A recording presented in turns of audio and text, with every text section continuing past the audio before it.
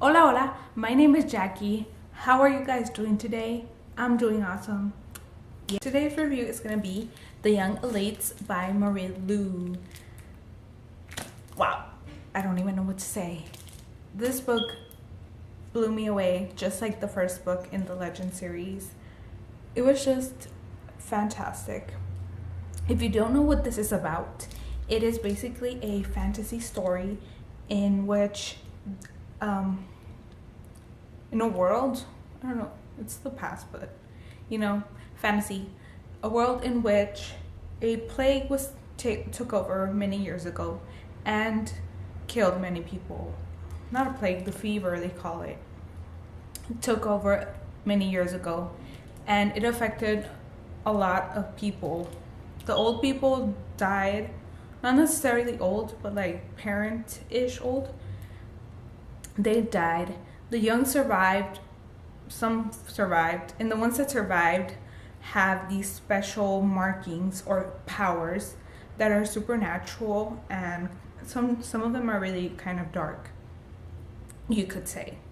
So this story follows our main character, Adelina, and she is one of these girls she's a girl that was left marked by the fever, and she has this darkness inside of her that she can create illusions and make people see things and feel things that are not necessarily there. And so this is her power. In the society, there's also young elites. The young elites are a band of criminals that are made up of malfetos. That's what the people with markings are called, malfetos. And the young elites are a society made up of that, in which they save and discover other elites and try to make them join into the group and try and make a change, because in this society the malfetos are not liked at all. They're considered really, really bad luck, and they're just discriminated terribly. And so this society is trying to bring justice. The young elites are trying to bring justice to this world and try to change the things around for their malfetos. So our main character, Adelina, she killed her father. She was taken to prison to pay for her crime, right? Like you do. Just as she is about to get executed in front of everyone, the young elites arrive and they take her to train with them. Now, Adelina is not our typical heroine. She is full of darkness inside of her. She has many, many insecurities. She's really, really, I guess you could say, broken, although I find her really strong. And that is one of the things I found the most interesting about this book. Our main character is not that kind of heroine that's like she is strong, but she's not super happy or overly bright. She is really dark and almost villain-like. And so they're trying to bring down the kingdom. And I was like I said, I was really pleasantly surprised with this book. I really enjoyed the Legend series by Marie Lu. Not necessarily the last book, but this book is written the very same way, in that it is fast-paced. It's so easy to understand what is going on at all times. You're never confused about anything. And I really liked our characters. Like I said, our main character is flawed. She's not perfect by any means, and she is strong as well. She wants vengeance, and because her father hated her, well, he said he loved her, but in his own special way, and she's trying to pay back all that pain that she's received all throughout her life. And we follow her story through the young elites and her mission, and many things happen in this book. Highly recommend that you read it. 5 out of 5 stars for me. That is it for the non-spoilery section. Now I'm gonna go ahead and discuss the plot. So it's gonna have spoilers. Don't stay if you haven't read this. Highly recommend it. Read it, leave if you haven't read it, and stay if you have. Okay? Bye. Where do I even start with this book? Adelina I didn't know what to think of her in the beginning because I felt sorry for her because her father was just so evil to her and just terrible. She's had a terrible life in general, and I was like, oh, poor Adelina, you know, in the beginning. But then I started to see that she actually is really, really dark.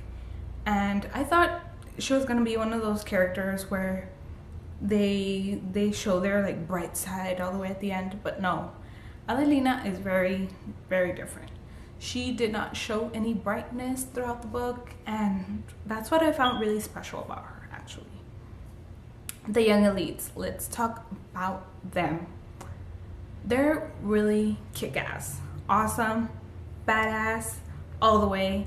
I really loved Enzo very much, just like Adelina did.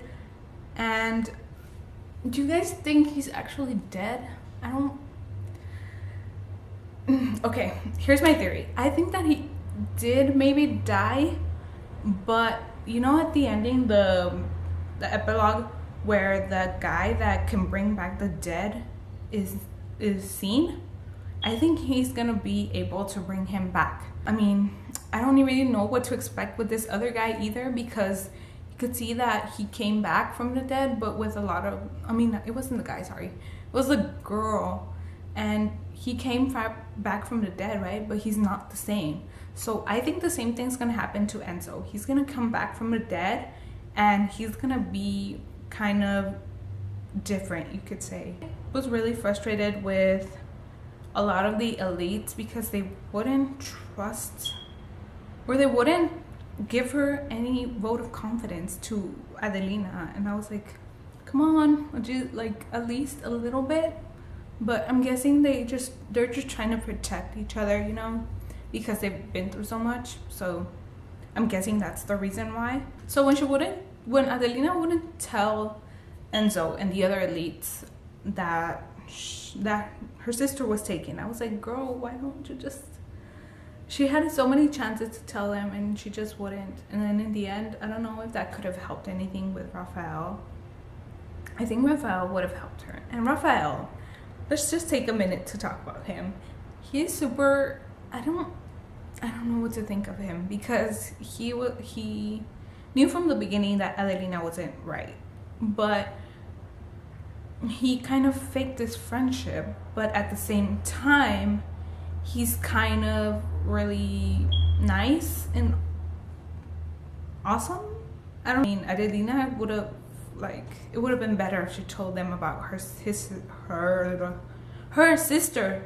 But yeah, I think that would have strengthened their relationship, perhaps. So one of my favorite parts in the book was when they went and blew up all of the, was it a carnival or was it like a thing, that one event, and they blew up everything and a lot of people died. I like that.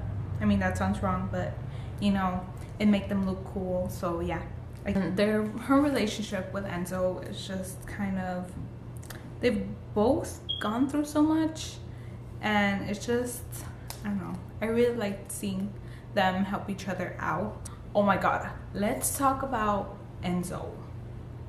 I mean, not Enzo, Taran. I'm sorry. Taran, he's crazy.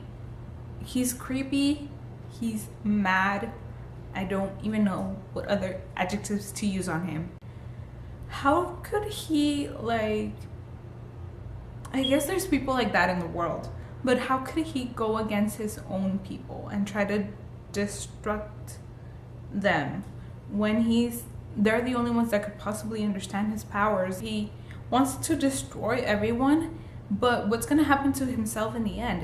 Is he gonna kill himself because he is an abomination? I don't even know. And then the queen, she has him right under her little finger, and she's gonna play him anytime she wants, and she's gonna do whatever she wants with him, and he doesn't even see that. He's like, she's beautiful and she's blah blah blah. Okay, so at the end, Adelina makes this decision in the end to make up her own organization and try and defeat Taran and make the others that have hurt her pay back. So I think she's gonna separate from the young elites, right? And I wonder what's gonna happen with the other elites that were left, Gemma and Raphael and the other guys. What's gonna happen to them? Are they gonna clash with Adelina maybe because they don't trust her? And the epilogue at the very end, we get the sight of the girl that can bring back people from the dead. She brought her brother back from the dead, and it was just kind of mysterious how we don't know a lot about her. But I'm guessing in the second book we're gonna get to know a lot more. I really fell in love with the characters, even though they're not what you would expect.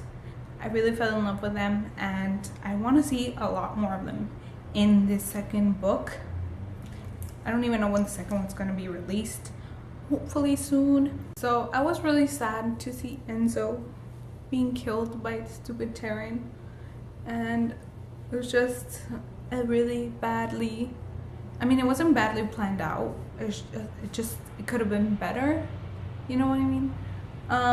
So hopefully Enzo can be brought back. Because let me know your thoughts on this book and let's discuss. Yeah, anyway, I'll see you in a later video, and take care, guys. Hasta luego, amigos. Bye.